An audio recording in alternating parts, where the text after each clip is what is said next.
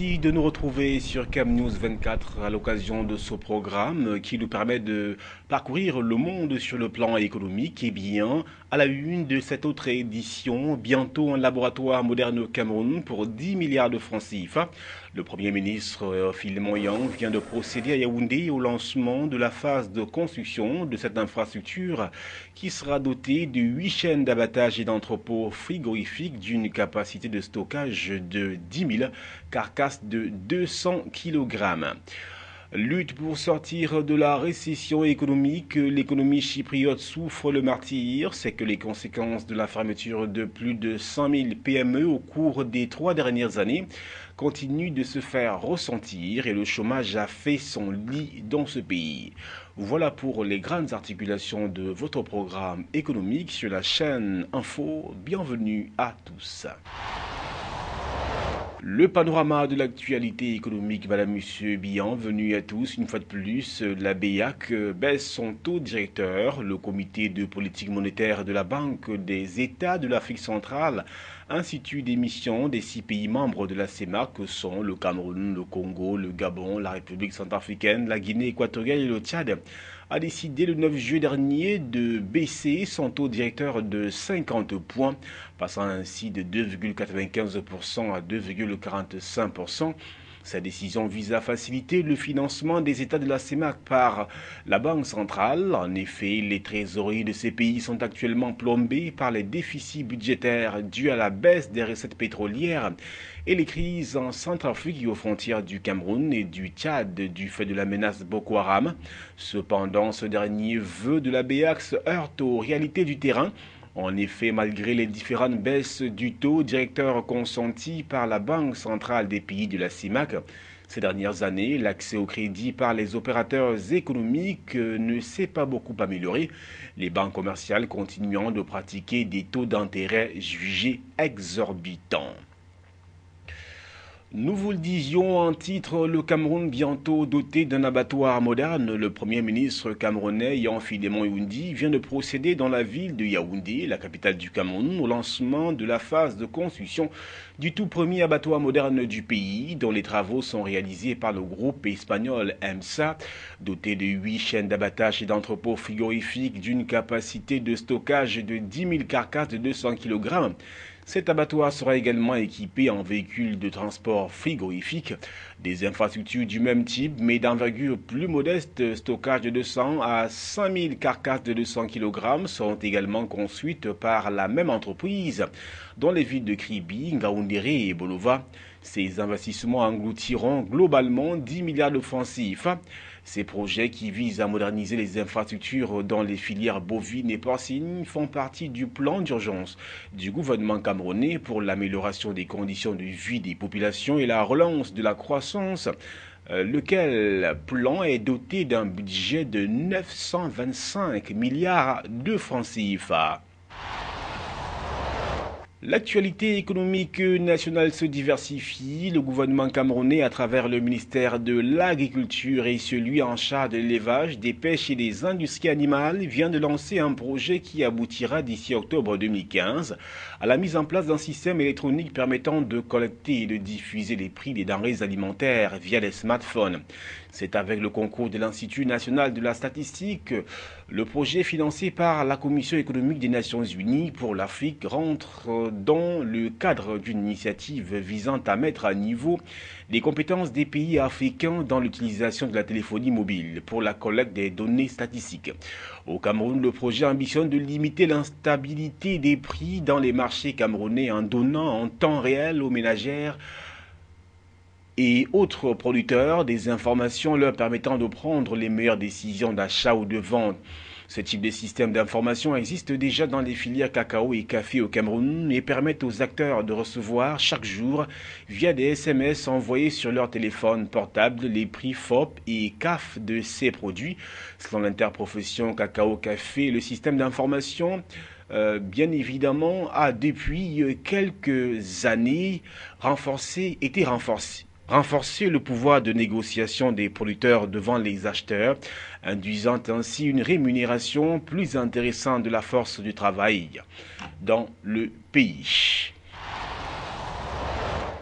Parlons à présent de toute autre chose. D'un secteur névralgique au Cameroun, vous l'aurez compris, on parle d'énergie électrique.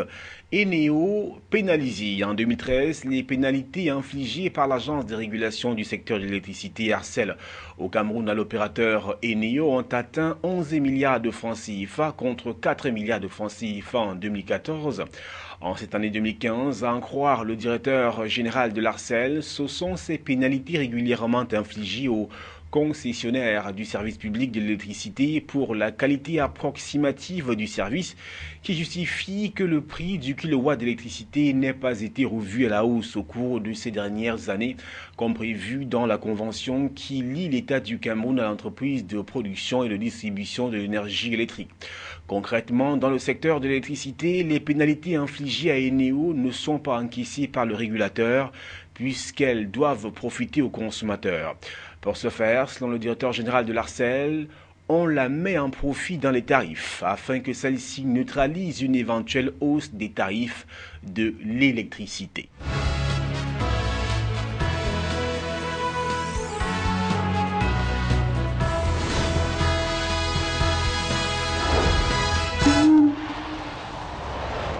L'actualité économique au-delà des frontières camerounaises à présent lutte pour sortir de la récession économique. L'économie chypriote souffre le martyre. C'est que les conséquences de la fermeture de plus de 100 000 petites et moyennes entreprises au cours des 3 dernières années continuent de se faire ressentir et le chômage a fait son lit de manière durable.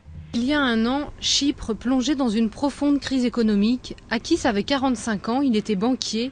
Il décide alors de prendre sa retraite. Aujourd'hui, il ne perçoit que 10% de sa pension, alors pas le choix, il faut se remettre au travail. Je suis en train de chercher un nouveau job. Je commence par le commencement. Mais le marché du travail est plus ou moins mort. Il y a un an, Chypre devenait aussi le 5e pays de la zone euro à demander un plan de sauvetage économique. Laiki, la deuxième banque du pays, s'était effondrée. Elle sera reprise par la Banque de Chypre. Le gouvernement a alors imposé une dévaluation de la valeur de l'épargne d'au moins 47% pour les montants supérieurs à 100 000 euros. Résultat, des milliers de Chypriotes descendent dans la rue. Aujourd'hui, l'économie plonge dans la récession, mais pour certains analystes, cela aurait pu être pire. Il est aujourd'hui certain que 2013 ne sera pas aussi mauvais que la plupart des gens le prédisaient. C'est donc une bonne chose. C'est une belle surprise pour la plupart des gens. Cependant, 2014 sera une année un peu plus difficile. À Chypre, 6% de la population dépend des banques alimentaires. La Croix-Rouge a distribué un nombre record de repas et de vêtements l'hiver dernier. Depuis Noël dernier, lorsque nous avons vu les premiers signes de la crise, le nombre de Chypriotes qui viennent ici a commencé à augmenter. Désormais, c'est moitié-moitié. 50% de Chypriotes, 50% de migrants. Suite à la crise, des milliers de Chypriotes ont perdu leur emploi et les jeunes diplômés peinent à rentrer sur le marché du travail. Talia est à la recherche d'un travail depuis l'obtention de son diplôme en 2013. Elle espère au moins trouver un stage. La plupart des stages sont non rémunérés.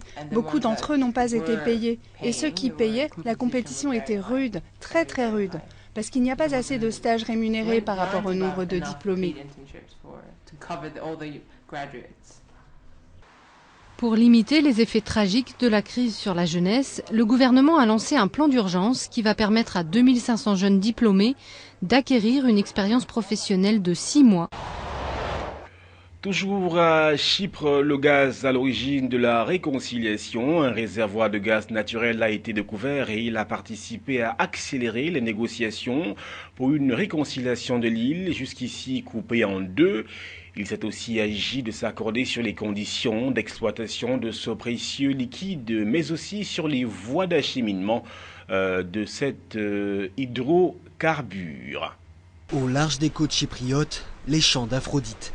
Aphrodite, c'est 140 milliards de mètres cubes de réserves de gaz naturel, une découverte récente. L'exploitation n'est pas prévue avant 2018 pour des raisons logistiques et surtout politiques.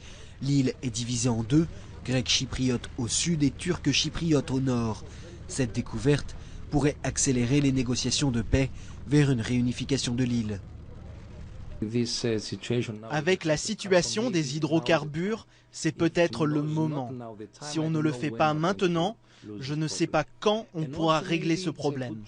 Ça peut être une chance pour Chypre de reprendre le chemin de la croissance, parce que les gens ici ont dû faire face à beaucoup de problèmes avec ce qu'il s'est passé ces dernières années.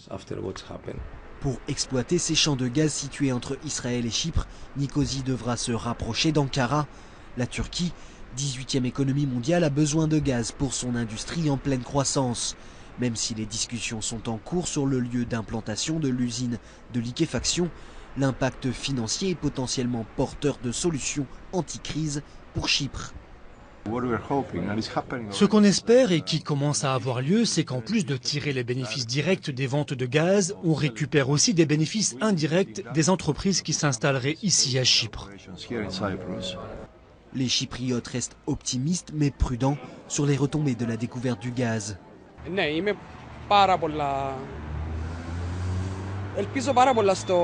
J'ai beaucoup d'espoir que le gaz et le pétrole aident Chypre, si les étrangers nous laissent le gérer. Je pense que ça peut nous aider, mais ça ne sera pas pour tout de suite. Si ça arrive, ce sera sans doute une progression lente pour les économies et les habitants. Mais avant que l'économie chypriote ne puisse commencer à voir les bénéfices du gaz, il faudra se mettre d'accord sur les conditions d'exploitation de cette ressource, ainsi que les voies d'acheminement de ce précieux hydrocarbure.